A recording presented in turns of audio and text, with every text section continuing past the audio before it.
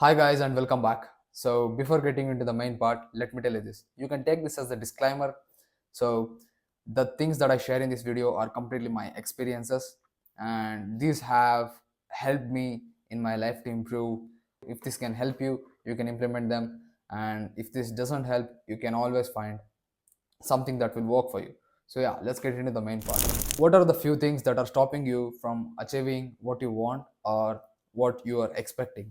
You might already know the answer, and you might be thinking that it's yourself, that who is stopping you from achieving the X thing that you are aiming in your life, right? But of course that could be true, and but when you dig deep, there are certain things which are stopping you from achieving them, right? So the first thing is not having control on your brain. So you might have noticed this.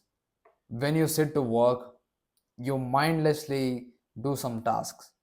You you get a notification from random person, and you tap on it, and you go to Instagram, and you end up scrolling for 20 minutes, 30 minutes, right? This is exactly what happening to you, and this is just because you are not able to control your brain. If you just ignore that notification, or if you just turned off the notification option in your mobile phone, you could have just worked for 20 minutes without getting distracted. So this is the one thing that you need to start implementing right now. The second thing is eating carbs. So this might sound dumb, but it's true. Eating carbs can give you carb crashes. So it's better to not eat carbs until you finish your main work, or delay the breakfast until 12 p.m. or 1 p.m. so that you can do the deep work and you can stay focused on one particular thing, and to not get insulin spikes and carb crashes. And the third one is not having a precise plan that you can follow to bring the particular outcome. So when you don't have a plan, when you don't have a particular plan to achieve something, you may end up quitting in the midway, or you may stall in the process. So you can consider this example. So basically, if you go to the gym, you can get a six pack without following a proper nutrition plan, or you can just do whatever you want, eat whatever you want. If you just do some cardio and if you just hit some weights, you might get six pack after few days or few weeks or few months, and there you go. But in order to win a Mr. Olympia, you need to have a precise plan, and of course you need to follow that plan very carefully and stick with it long enough to get a gold in Mr. Olympia, or to achieve the thing that you're aiming for. The best thing you can do to follow a plan very carefully, and in order to keep track of it, the best thing you can do is to make a checklist that will ensure you're following it every day, and fill out the non-negotiable tasks in that checklist and paste it over your workplace. You see in the background, right? Exactly like that. The fourth one is not having a deadline. So when you want to accomplish a task, when you want to achieve something in your life, you need to have a deadline. So if you don't have a deadline, you'll just end up procrastinating. You want to create this fake deadline that you are going to do X thing before today's night, or you are going to do certain tasks before you go to bed. You are going to do XYZ task before this week gets completed.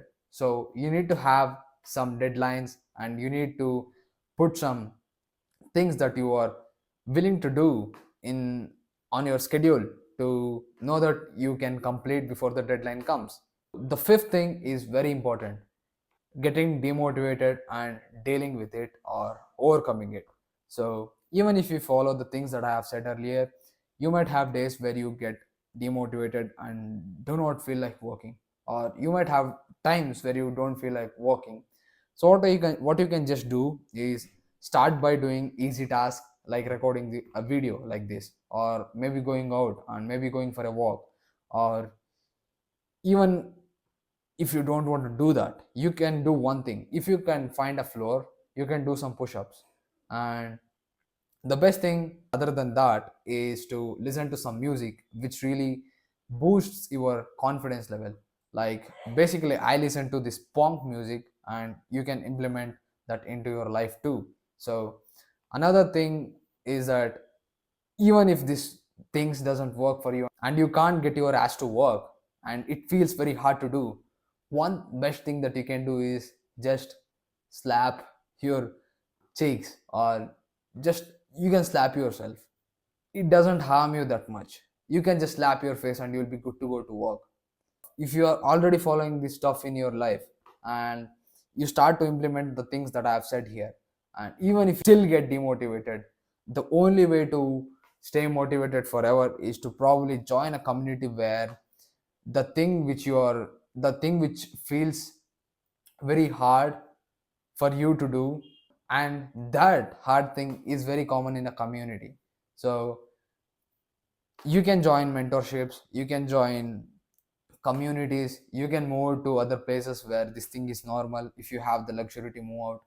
So basically you want to surround yourself with like-minded people and who share positive thoughts and who stay positive, right? So let's take my example. I'm in a mentorship where I have good friends in there and they always motivate me. So not in a way where they come up in front of me or come up in front of the camera and they just hype me up. No, that's not the way they hype me up. The way they hype me up is very different.